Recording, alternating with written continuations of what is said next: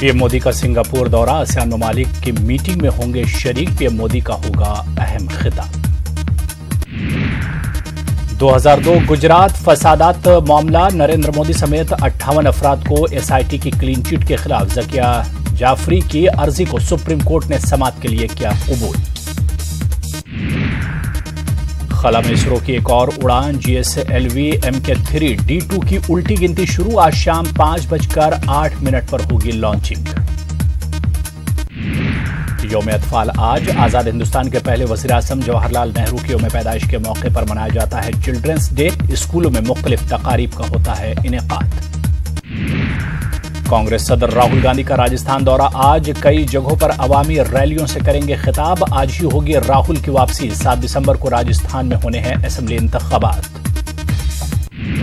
Rafale deal मामले पर supreme court में सुनवाई आज। राफेल जंगी तैयारी की कीमत और दीगर स्ट्रेटेजिक तफसीलात सीलबंद लिफाफे में पेश करने की दी थी हिदायत।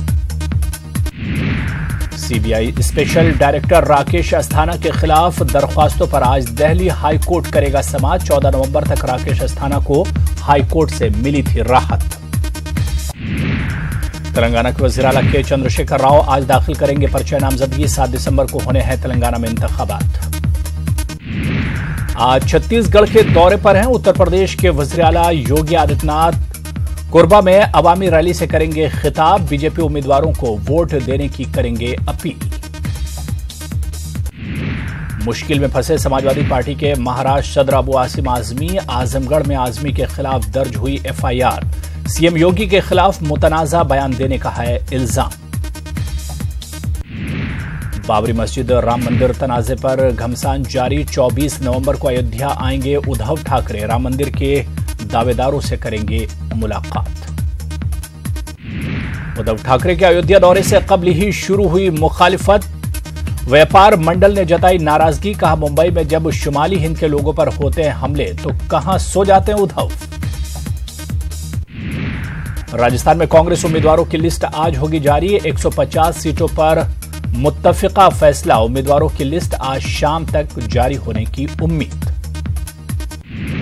राजस्थान में दूसरी लिस्ट फाइनल करने में जुटी बीजेपी। फाइनल लिस्ट जारी करने के लिए बीजेपी की दिल्ली में आज मीटिंग।